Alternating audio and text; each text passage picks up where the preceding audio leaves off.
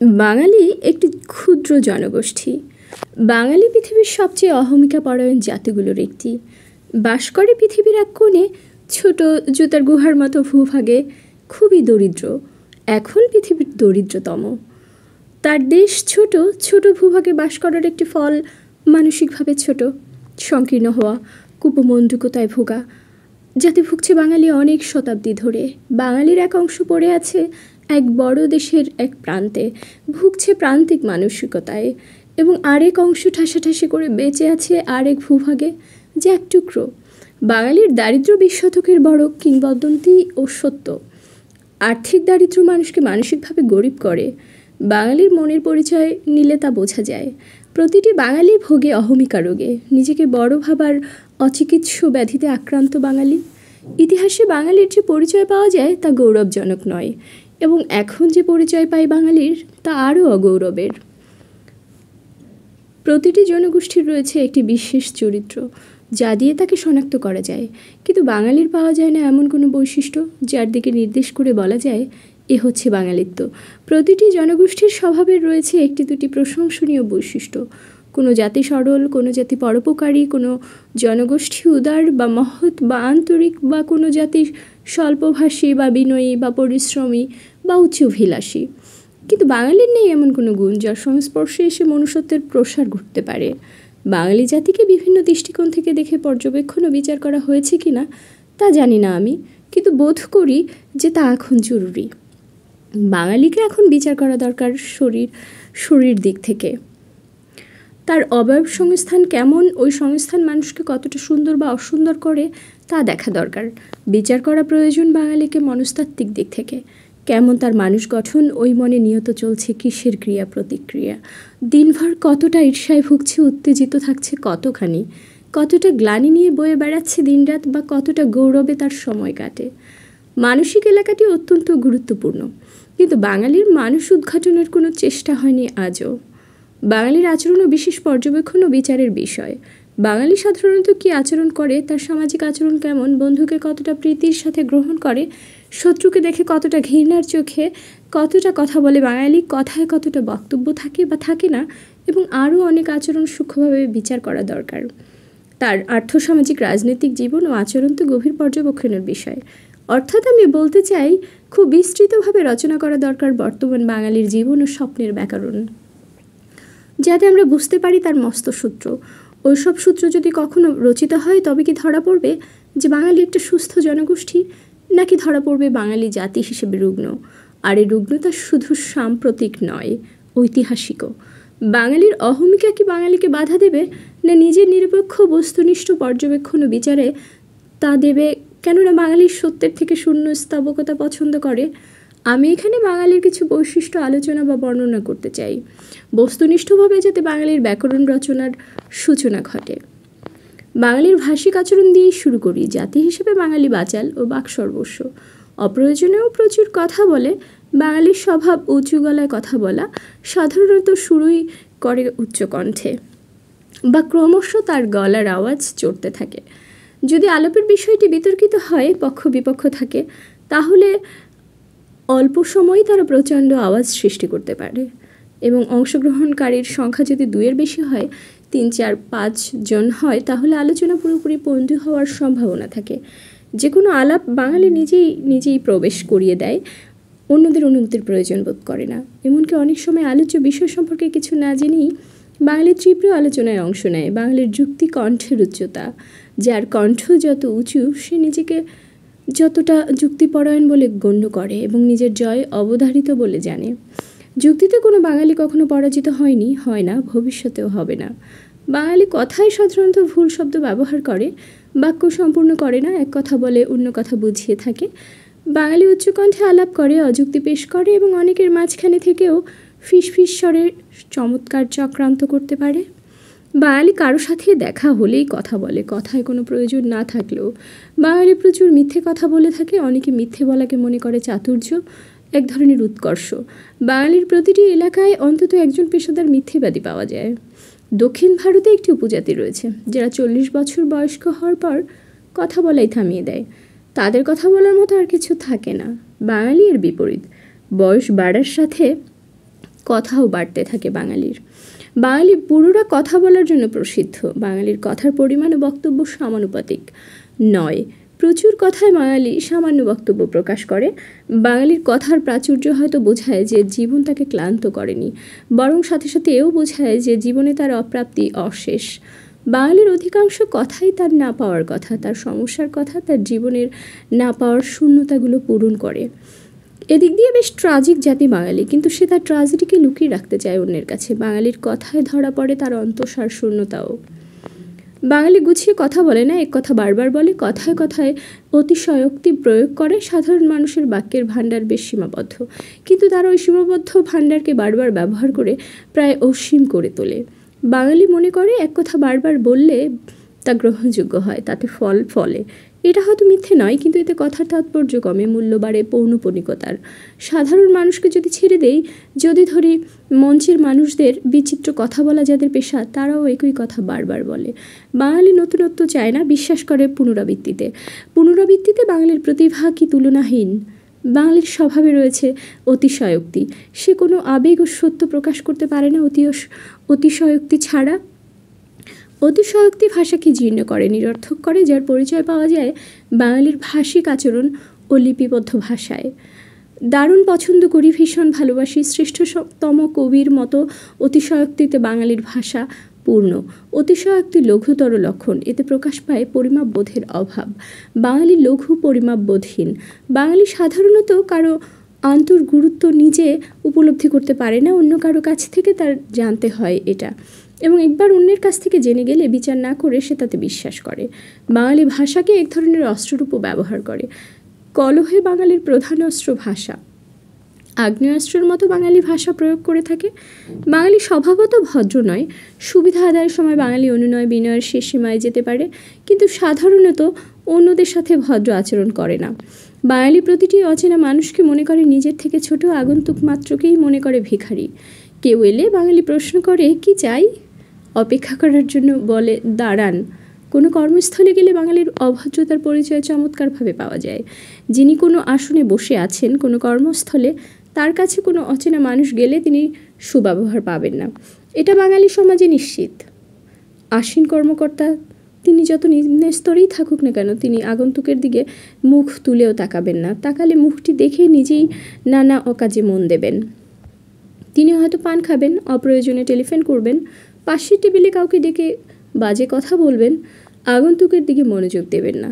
সামনে কোনো আসন থাকলেও আগন্তুককে বসতে বলবেন না। বাঙালি অন্যকে অপমান করে নিজেকে সম্মানিত করে। পশ্চিমে এটা কখনো হয় না। পশ্চিমে সাক্ষাৎ প্রার্থী সাদরে গৃহীত হয়, সম্মানিত হয়, কিন্তু বাংলায় প্রতিটি সাক্ষাৎ প্রার্থী হয় অপমানিত। বাংলায় সম্মান লাভের বড় উপায় হচ্ছে ক্ষমতা। কোথাও গিয়ে তাই প্রথমেই নিজের পদের পরিচয় দিতে হয়। ওই পদটি যদি অসীন ব্যক্তিকে সম্ভ্রান্ত করে, তাহলে সাক্ষাৎ প্রার্থী যথেষ্ট সমাদর লাভ করবেন। তাই বাঙালি সামাজিকভাবে ভদ্র বা সৌজন্যপরায়ণ নয়, তার সৌজন্য ভীতি বা স্বার্থ চেতনা প্রসূত। বাঙালি যখন পথে ঘাটে পরস্পরের মুখোমুখি হয়, তখনও ঠিক সৌজন্য বিনিময় ঘটে না। ধর্মীয় সম্বোধন অনেকে পরস্পরের মধ্যে বিনিময় করে থাকে, তবে তা যতটা যান্ত্রিক ততটা সামাজিক বা সাংস্কৃতিক নয়। পশ্চিমে রাস্তায় বেরিয়েই পরিচিত জনের সামান্য পরিচিতের হাসি মুখ দেখা স্বাভাবিক ঘটনা, কিন্তু এখানে হাসি মুখ দুর্লভ, রেশারেশি বাংলায় আলো বাতাসের মতো সত্য। প্রতিটি এলাকা পারস্পরিক রেশারেশিতে গোপন যুদ্ধক্ষেত্রের মতো ভয়ঙ্কর এখানে। তাই সামাজিক ভদ্রতা দুষ্প্রাপ্য। বাঙালি সমাজ প্রতি মুহূর্তে ক্ষমতা নিয়ন্ত্রিত। প্রতিটি ব্যক্তি এক একটি ক্ষমতার রূপে বিরাজ করে, চলাফেরা করে। ক্ষমতা কোনো ভদ্রতা জানে না। ক্ষমতার দুটি দিক রয়েছে, একটি দম্ভ, তা শক্তিমানকে দাম্ভিক করে, আরেকটি অসহায়ত্ব, তা স্বাধীন অধীন ব্যক্তিকে স্থাবকে পরিণত করে। তাই বাঙালি দাম্ভিক বা স্থাবক, ভদ্র নয়। বাঙালির চরিত্রের একটি বড় বৈশিষ্ট্য ভণ্ডামো। বাঙালি প্রকাশ্যে একটি মুখোশ পরতে ভালোবাসে। মুখোশটি নানা রঙে রঙিন করে রাখে, কিন্তু তার ভেতরের মুখটি কালো কুৎসিত। বাইরে বাঙালি সব আদর্শের সমষ্টি, ভেতরে আদর্শহীন। বাঙালি সততার কথা নিরন্তর বলে, কিন্তু জীবনযাপন করে অসততার। বাংলায় এমন কোনো পিতা পাওয়া যাবে না যিনি পুত্রকে সৎ হতে বলেন না, আর এমন পিতাও খুব কম পাওয়া যাবে যিনি পুত্রের অসৎ উপার্জনে গৌরব বোধ করেন না। চরিত্র সম্পর্কে বাঙালির ধারণাটি অত্যন্ত তাৎপর্যপূর্ণ। চরিত্রহীন বলতে বাঙালি বোঝে পরনারীতে আসক্ত পুরুষ। তার চোখে আর কেউ চরিত্রহীন নয়, শুধু পরনারীতে আসক্তই চরিত্রহীন বা দুশ্চরিত্র। ঘুষ খাওয়া চরিত্রহীনতা নয়, গৌরব কপটতা চরিত্রহীনতা নয়, মিথ্যাচার চরিত্রহীনতা নয়, এমনকি খুন করাও চরিত্রহীনতার লক্ষণ নয়। শুধু নারী আসক্তই চরিত্রহীনতা। তবে বাঙালি মাত্রই পরনারী আসক্ত, প্রকাশ্যে নয়, গোপনে। বাঙালি ধর্মের কথা শোরগোল করে বলে, ধর্মবিরোধী কাজ করে অবলীলায়। প্রগতির কথা বলে ধর্মবিরোধী কাজ করে অবলীলায়, প্রগতির কথা বলে প্রগতি বিরোধী কাজ করে প্রতিদিন। বাঙালি প্রকাশ্যে মহত্ব দেখিয়ে বাস্তব কাজের সময় পরিচয় দেয় ক্ষুদ্রতার। বাঙালি যা বিশ্বাস করে মুখে তা প্রকাশ করে না, বাঙালি যা প্রকাশ করে আচরণে তা পালন করে না। বাঙালি পেছনে যা নিন্দে করে মুখোমুখি তার তোষামোদ করে, যদি সে শক্তিমান হয়। শক্তি বাঙালির জীবনের বড় নিয়ন্ত্রক। বাঙালির শক্তিমানের পদাবনত হয় নির্দ্বিধায়, আর দুর্বলকে পীড়ন করে অবলীলায়। বাঙালি শক্তিমানের কোনো ত্রুটি দেখে না, শক্তিমানের সমস্ত অন্যায়কে মেনে নেয়। বাঙালির চোখে শক্তিমান কখনো চরিত্রহীন নয়, শক্তিমানের চরিত্র থাকার কোনো দরকার আছে বলেও মনে করে না বাঙালি। কিন্তু চরিত্রবান হওয়া দুর্বলের জন্য বিধিবদ্ধ। বাঙালি খুবই পরনিন্দে করে, পিতার নিন্দে করতেও কুণ্ঠিত হয় না। তবে বাঙালির চোখে সামাজিকভাবে কেউ নিন্দিত নয় যদি সে শক্তিমান হয়। নিন্দিত শক্তিমানের কণ্ঠে মালা পরাতে বাঙালি লজ্জিত হয় না, গর্ববোধ করে। নিন্দিত শক্তিমানকে নিয়ন্ত্রণ করে ধন্যবোধ করে বাঙালি। বাঙালি অশেষ ভণ্ডামোর সমষ্টি, শক্তিকেই মনে করে বিধাতা। বাঙালির শরীরটির দিকেই তাকানো যায় একবার। বাঙালি কি সুন্দর, বাঙালি কি নিজেকে মনে করে রূপমণ্ডিত। বাঙালির অহমিকা আছে, তাই নিজেকে রূপের আধার মনে করে নিশ্চয়ই। কিন্তু বাঙালির চোখে সৌন্দর্যের দেবতা অন্যরা। একটু ফর্সা হলে বাঙালি তাকে বলে সাহেবের মতো সুন্দর, একটু বড় সড়ো হলে বাঙালি তার তুলনা করে, বা কিছুদিন আগেও তুলনা করতো পাঠানের সাথে। বাঙালি সাধারণত খর্বকায়, তবে সবাই খর্ব নয়। বাঙালির রং ময়লা, তবে সবাই ময়লা নয়, কেউ কেউ ফর্সা। সাদা রংটিকে পূজা করে বাঙালির সম্ভবত সমস্ত ভারতবর্ষেই। এদিক থেকে বাঙালিকে বর্ণান্ধ বা বর্ণবাদীও বলা যায়। রঙের জন্য এত মোহ আর কোথাও দেখা যায় কিনা সন্দেহ।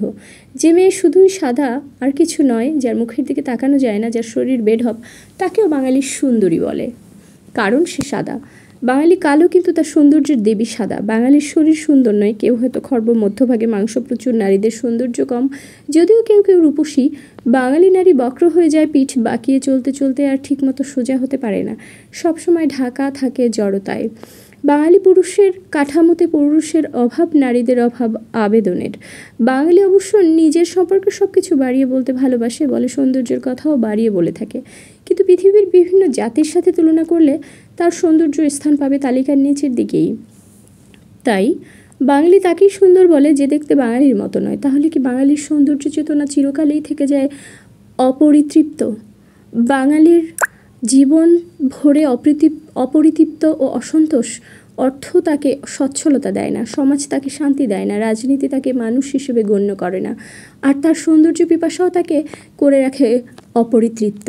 বাঙালি দরিদ্র, কিন্তু অপচয়প্রবণ, আর বাঙালির সময়ের মূল্যবোধহীন। দরিদ্রের একটি বৈশিষ্ট্য সম্ভবত অপচয়, বা অপচয়ে তারা গৌরববোধ করে। গরিব বাঙালির বাড়িতে গেলেও নানা অপচয় চোখে পড়ে। ভাতের অভাব বাঙালির জীবনে ঐতিহাসিক সত্য ও নিয়তি, কিন্তু প্রতি বাড়িতেই প্রতিদিন কিছু পরিমাণ হলেও ভাতের অপচয় ঘটে। কেউ হয়তো খাওয়ার সময় কিছু ভাত ফেলে দেয়, কেউ না খেয়েই উঠে যায়। কিন্তু ধনী দেশগুলোতে এক টুকরো রুটিও অপচয় হয় না। রাষ্ট্রীয়ভাবে বাঙালির অপচয়ের কোনো শেষ নেই, এটা ব্যক্তির অপচয়েরই রাষ্ট্রীয় পরিণতি। বাঙালির রাষ্ট্রযন্ত্র প্রতিদিন অপচয় করে চলে, কিন্তু জাপানে একটি ইয়েনের অপচয় ঘটে না। অপব্যয় বাঙালির স্বভাব ও সামাজিক দাবি। বিলেতে কারো আয়ের একটি ছোট মুদ্রাও অপব্যয়িত হয় না। তারা নিজের অপব্যয় করে না, রাষ্ট্র অপব্যয় করতে দেয় না, সমাজ অপব্যয় করতে দেয় না। সিগারেটকেই উদাহরণ হিসেবে নেই। আমি সিগারেট খাই, হিসেব মতো খেতে চাই, কিন্তু হয়ে ওঠে না। পাশের কাউকে না কাউকে প্রতিদিনই 2-4টি দিতে হয়, যদিও তাদের অনেকে ধূমপায়ী নন, কিন্তু অন্যকে সিগারেট খেতে দেখলেই ধূমপানের শখ জেগে ওঠে তাদের। প্রতিদিনই কয়েকটি সিগারেট অপচয় হয় আমার, যেমন হয় অধিকাংশ বাঙালির। আয় খুব সামান্য, কিন্তু অপচয় অনেক, কখনো স্বেচ্ছায়, কখনো বাধ্য হয়ে। দর্জির কাছে কখনো একবার গিয়ে জামা তৈরি পাওয়া যায় না, 2-3 বার যেতে হয়। অপচয় ঘটে সময়ের ও অর্থের। যে কাজে একবারের বেশি যাওয়ার কথা নয়, সেখানে যেতে হয় বারবার। এমন অপচয় পশ্চিমে ঘটে না। তারা অনেক আয় করে, কিন্তু তাদের একটি সিগারেটও অপচয় ঘটে না। বাঙালি আয় করে কম, কিন্তু তার একটা বড় অংশ অপচয় হয়ে যায়। অপচয় হয় বাঙালির জীবন। বাঙালির সময় বোধ নেই বললেই চলে। বাঙালি ৫টা বললে ৬টা ৭টাও বোঝাতে পারে। সময় মতো যে চলে বাঙালি সমাজে সে বেমানান, তাকে বারবার পড়তে হয় অসুবিধায়। বাঙালি সভা বা বৈঠক করতে খুবই উৎসাহী। প্রতিটি অফিস বৈঠক পরায়ণ। তারা প্রতিদিন নানা গুরুত্বপূর্ণ সিদ্ধান্ত নেওয়ার জন্য ব্যগ্র, কিন্তু ঠিক সময়ে কোনো সদস্য আসে না বৈঠকে। যারা আসে তাদের মূল্য কম। বাঙালি মনে করে সময়বোধহীন বিলম্বীরাই মূল্যবান। যে ঠিক সময় এসেছে বাঙালি তাকে খেয়াল করে না, কিন্তু যে আসেনি আসবে কিনা সন্দেহ, বাঙালি তার কথা বারবার বলে, তার জন্য বড় আগ্রহে অপেক্ষা করতে থাকে। প্রতারণা বা প্রবঞ্চনা বা কথা না রাখায় বাঙালি প্রসিদ্ধ অর্জন করেছে। কারোর সাথে আর্থিক সম্পর্কে জড়িত হলে প্রবঞ্চিত হওয়ার সম্ভাবনা থাকে ১০০ ভাগ, না হলেই বিস্ময় জাগে। বাঙালি প্রচুর দলিলপত্র করে, ব্যবসায় নামে অন্যের সাথে তারা সবাই সুযোগ খুঁজতে থাকে পরস্পরকে ঠকানোর, এবং ঠকাতে পারলে গৌরব বোধ করে, ও না ঠকলে অবাক হয়। ঋণ শোধ না করা বাঙালির স্বভাব। কেউ একবার ঋণ নিলে তা যে ফেরত পাওয়া যাবে এমন আশা করা বাঙালি সমাজে অন্যায়, আর ফেরত পাওয়া গেলেও তা কখনো ঠিক সময়ে পাওয়া যায় না। বাঙালি কারো প্রাপ্য অর্থ শোধ করতেও কয়েকবার ঘোরায়। প্রথমে একটি তারিখ দেয়, প্রাপক গিয়ে দেখে অন্যজন অনুপস্থিত, তখন তার খোঁজ করতে হয়। পাওয়া গেলে প্রাপ্য টাকা পাওয়া যায় না, টাকা শোধের আরেকটি তারিখ পাওয়া যায়। অনেকবার ঘোরানোর পর বাঙালি টাকার কিছুটা শোধ করে, বাকিটার জন্য আরেকটি তারিখ দেয়। এটাই হচ্ছে বাঙালির ঋণ নীতি। ব্যবসা বাণিজ্যে যারা জড়িত তারা প্রত্যেকেই প্রতারক। কাউকে না কাউকে প্রতারণা করে তারা টাকা করে। এখন অবশ্য রাষ্ট্রকে প্রতারণা করার পথেই তারা আবিষ্কার করেছে। বাঙালি বন্ধুকে পরিচিত জনকে, এমনকি অপরিচিতকেও নানা রকম কথা দেয়, কিন্তু কথা রাখে না। কথা না রাখার নানা অজুহাত বের করতে দক্ষ বাঙালি। এত দক্ষ যে বাঙালির কথা শুনে যে বিশ্বাস করবে না তাকে চরম অবিশ্বাসী ছাড়া আর কিছু বলা যায় না। বাঙালি খুবই স্বৈরাচারী, দেখতে এতটুকু, কিন্তু সবাই ছোটোখাটো চেঙ্গিস খা। প্রতিটি পরিবারে যদি একটি ছোট রাষ্ট্র হিসাবে দেখি তাহলে ওই রাষ্ট্রের একনায়ক পিতাটি। পল্লী সমাজে পিতার একনায়কত্ব খুবই প্রবল ও প্রচণ্ড। শহুরে মধ্যবিত্ত সমাজে কিছুটা কম। পিতার শাসনে স্বৈরাচারে পরিবারটি সম্ভ্রান্ত হয়ে থাকে সারাক্ষণ। মাটি হয় সবচেয়ে পীড়িত, পর্যদুস্থ, সন্তানেরাও তাই। পিতার স্বৈরাচারের পরিচয়ে পরিবারের সদস্যদের সম্বোধন রীতিতে ধরা পড়ে। আগে সম্ভবত, এখনও সন্তানেরা পিতাকে সম্বোধন করতো আপনি বলে, কিন্তু মাকে সম্বোধন করতো বা করে তুমি বলে। পিতা যে প্রভাবশালী বা অপ্রতিহত এটা বোঝা একটা ছোট শিশুও। মা যে শক্তিহীন তাও বোঝে। মা তাদের মতোই পীড়িত। বাঙালির পারিবারিক একনায়কত্বই বিস্তৃত হয় সমাজে, রাষ্ট্রে। বাঙালি সমাজের প্রধানেরা একনায়ক, তারা অন্যের মতো গ্রাহ্য করে না, নিজের মতো চাপিয়ে দেয় সকলের উপর। রাষ্ট্রনায়করা তো প্রসিদ্ধ একনায়ক, যদিও বিশ্বের প্রধান একনায়কদের কাছে তারা ইঁদুর ছানার মতো। বাঙালি একনায়কত্ব করে, ওপরের একনায়কের বশ্যতা মেনে নেয়। নিচের সবাই তাদের কাছে ভূত, ওপরের সবাই প্রভু। একনায়কত্ব বাঙালি সমাজে বিকাশ ঘটিয়েছে স্তবকতায় বাঙালি কি অদ্বিতীয়। প্রভুকে তারা হাজার বিশেষণে শোভিত করে। এত বিশেষণ তাকে উপহার দেয় যে বিধাতাকেও অত বিশেষণে সাজানো হয় না। স্তবকতায় যে কোনো অতিশয়োক্তি প্রয়োগ করতে পারে বাঙালি, এবং মুহূর্তে মুহূর্তে নতুন অতিশয়োক্তি খুঁজে ফেরে। তবে বাঙালি কখনো প্রভুভক্ত নয়। বাঙালি জানে প্রভু শাশ্বত, কিন্তু কোনো বিশেষ প্রভু নশ্বর। এক প্রভু নিঃশেষ হয়ে গেলে বাঙালি আরেক প্রভু ধরে। আরেক প্রভুর নিন্দায় মুখর হয়, জয়গানে মুখর হয় নতুন প্রভুর। অন্যদের সমস্ত কিছুতে নাক গলাতে বাঙালি শুধু পছন্দই করে না, এটাকে কর্তব্য বলে মনে করে। বাঙালি তার এলাকার সকলের সমস্ত খবর রাখে, খারাপ খবরগুলো মুখস্থ করে রাখে, এবং যদি কারো কোনো খারাপ খবর না থাকে তবে বাঙালি তার একটা খারাপ খবর তৈরি করে। বাঙালি অন্যের ব্যক্তিগত জীবনে বিশ্বাস করে না। বাঙালি অন্যের একান্ত বা ব্যক্তিগত কিছু সহ্য করে না, তাই বাঙালির কোনো ব্যক্তিগত জীবন নেই। বাঙালি প্রতিবেশীর ঘরবাড়ির উপর বিনিদ্র চোখ রাখে। ওই বাড়িতে কে বা কারা আসে, কখন আসে যায়, সব সংবাদ রাখে এবং সংবাদ বানায়। বাঙালি ঘরবাড়িতে যে দরজা জানালা লাগানোর ব্যবস্থা আছে এটা আপত্তিকর ব্যাপার প্রতিবেশীর চোখে। বাঙালি কারোর সাথে দেখা করতে এলে দরজায় কড়া নাড়ে, ডাকে, সাড়া না পেলে পাড়া মাতিয়ে তোলে, এমনকি দরজা ভেঙে ঘরে ঢোকার উপক্রম করে। বাঙালির চোখে ব্যক্তিগত জীবন পাপ। বাঙালি মনে করে দরজা লাগানোর সঙ্গে সঙ্গে মানুষ পাপকর্মে লিপ্ত হয়, তাই তার দায়িত্ব অন্যের দরজা ভেঙে ঢুকে তাকে পাপ থেকে উদ্ধার করা। তবে বাঙালি উদ্ধার করে না, অন্যকে বিপদে ফেলাই তার সমস্ত উদ্বেগের উদ্দেশ্য। বাঙালি অন্যের ব্যক্তিগত জীবনে নাক গলানোর আরেকটি দিক হচ্ছে কুৎসা রটনা। বাঙালি কুৎসা রটিয়ে সুখ পায়, আর এ কুৎসা যদি যৌন হয় তাহলে তো সর্বশ্রেষ্ঠ। বাঙালি একটি নিন্দাকে বড় নিন্দা মনে করে, তা হচ্ছে লাম্পট্য নিন্দা। কোনো পুরুষকে লম্পট আর নারীকে ভ্রষ্টা হিসেবে চিহ্নিত করে দিতে পারলে বাঙালি জীবন সার্থক হয়েছে বলে মনে করে। বাঙালির যৌন জীবন ও আচরণ একটি ভয়ঙ্কর ট্যাবু। ওই জীবন সম্পর্কে কিছু জানা যায় না, কিছু লেখা যায় না, ওটাকে নিষিদ্ধ জীবনও বলা চলে। এক আশ্চর্য সন্দেহজনক গোপনীয়তার ঢাকা ওই জীবন যেন তার আলোচনা পাপ। এ থেকেই বোঝা যায় তার ওই জীবনটি পঙ্কিল, দূষিত, অপরাধপূর্ণ, অস্বাভাবিক ও সুখশূন্য। বাঙালি যৌন ব্যাপারে অত্যন্ত আগ্রহী। প্রতিটি পুরুষ একটি ক্যাসানোভা, কিন্তু তাদের কামনা সাধারণত অচরিতার্থ থাকে, তাই ভরা থাকে নানা বিকৃতিতে। কিশোরেরা বাংলায় জড়িত যৌন বিকৃতিতে, যুবকেরা সময় কাটায় যৌন ক্ষুধায়, বয়স্ক ও বৃদ্ধরাও তাই। অধিকাংশ বাঙালি যৌন আলোচনায় সুখ পায়, অন্যের যৌন জীবন নিয়ে কুৎসা রটায়। বড়দের আলোচনার বড় অংশ যৌনতা বিষয়ক, কিন্তু পরিচ্ছন্ন ভণ্ড তারা। তাদের কাছে এ সম্পর্কিত কিছু জানতে গেলে তারা এমন ভাব করে যে যেন তারা যৌনতার কথা কখনো শোনেনি। কাম কি তারা জানে না। বাঙালির জীবনের এই অংশটি বিকৃত। বাঙালি সন্তান এই বিষয়ে কোনো শিক্ষা পায় না, নিজের অঙ্গ প্রত্যঙ্গকে জানে না, তাদের আচরণ ও ব্যবহার জানে না। পরোক্ষভাবে তারা কতগুলো সামাজিক ও ধর্মীয় নিষেধের মুখোমুখি হয়। ওই নিষেধগুলো পুরোপুরি অবৈজ্ঞানিক। বাঙালির যৌন জীবনে বিজ্ঞান নেই, কলাও নেই, রয়েছে পাশবিকতা। বাঙালির যৌবন অতিবাহিত হয় অবদমিত যৌন কামনা বাসনায়, যার ফল বিকৃতি, ধর্ষণ বাংলায় প্রত্যাহিক ঘটনা। বাঙালিকে ধর্ষণকারী জাতীয় বলা যায়, এর মূলে রয়েছে সুস্থ যৌন জীবনের অভাব। পশ্চিমে যে বয়সে তরুণ তরুণীরা ঘনিষ্ঠ হয়ে সুখ আহরণ করে, সে বয়সটা বাঙালির কাটে প্রচণ্ড যন্ত্রণায়। বাঙালির যৌবন মাত্রই ব্যর্থ, যন্ত্রণা পীড়িত। সুস্থ মানুষ ধর্ষণ করে না, অসুস্থরা ধর্ষণ না করে পারে না। বাঙালির বিবাহ বহির্ভূত যৌনজীবন ছোট নয়, তারা খোঁজে থাকে এর সুযোগের, কিন্তু বৈবাহিক যৌনজীবনেই তারা শরীর কামনা পরিতৃপ্তির প্রধান স্থল। এক্ষেত্রে বাঙালি কি তৃপ্ত? এ সম্পর্কে কোনো সমীক্ষা পাওয়া যায় না, আলোচনা পাওয়া যায় না কোনো। বাঙালি এক্ষেত্রে পরিতৃপ্ত নয়, শুধু অপরিতৃপ্তই নয়, প্রচণ্ড অসুখী। বাঙালির যৌন ক্ষেত্রে পুরুষ সক্রিয় কর্মী, নারী নিষ্ক্রিয় সজ্জামাত্র। পুরুষ নিজের সাময়িক সুখ ছাড়া আর কিছু ভাবে না, সঙ্গিনীও যে সুখী হতে চায় তা জানে না, কখনো জানার কথা ভাবে না। বাঙালি নারী পুরুষ পরিতৃপ্তির সাথে পরস্পরকে উপভোগ করে না, উপভোগের ধারণাও তাদের নেই। যে প্রশান্তি, স্বাস্থ্য ও নিরুদ্বেগ পরিবেশ প্রয়োজন পরিতৃপ্তির জন্য, তা নেই অধিকাংশ বাঙালির। তাই বাঙালি অনুপ্রাণিত হওয়ার সাথে সাথেই উপসংহারে পৌঁছে। এটা তার জীবনের সংক্ষিপ্ততম কাজ, যদিও এটাই বৃহত্তম কাজ জীবনে। এখানে যে অপরিতৃপ্তি, তা ঘিরে থাকে বাঙালির সমগ্র জীবন, তাকে রুগ্ন করে রাখে। এ রুগ্নতার ফল বাঙালির হঠাৎ জাগা কামনা।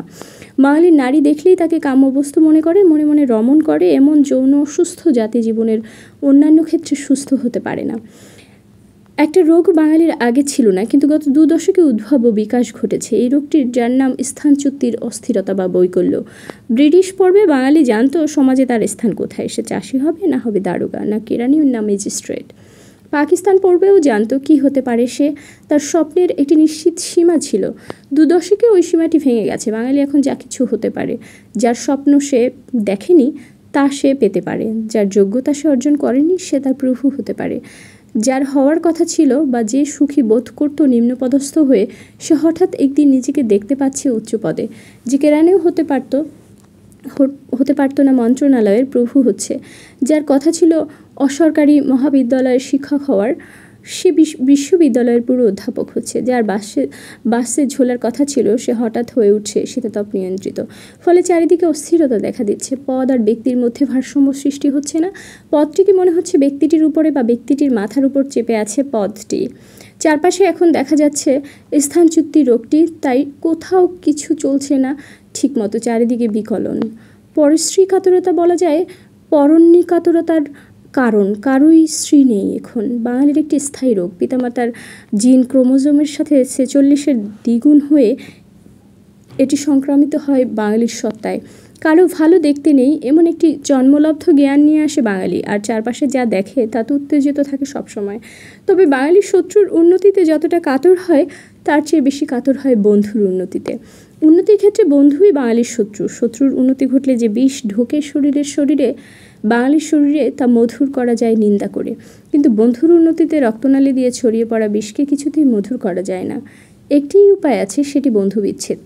উন্নতি কাতরতা রোগটি হয়তো জন্মসূত্রে পাওয়া নয় বাঙালির, পাওয়া অর্থনৈতিক বা সামাজিক সূত্রে, যে সূত্রে কোনো নিয়ম মানে না। যোগ্যের উন্নতি হয় না বাঙালি সমাজে, উন্নতি ঘটে অযোগ্যের। অযোগ্যরাই তাদের অসাধারণ যোগ্যতা দিয়ে সিঁড়ি ভেঙে উপরে উঠে যায়, যোগ্যরা নিচে পড়ে থাকে। উন্নতির সুযোগ এত সীমিত যে তাকে ভাগ্য না বলে উপায় নেই। কে যে ভাগ্যবান হবে তা আগে থেকে বলা যায় না, কিছু সুনিশ্চিত নয় বাঙালি সমাজে। সুনিশ্চিত শুধু অসংখ্য বাঙালির উন্নতি কাতরতা রোগে আক্রান্ত হওয়া। উন্নতির একটি উপায় এখানে দাসত্ব বা দালালি। বাঙালি সমাজ প্রধানত দালাল সমাজ।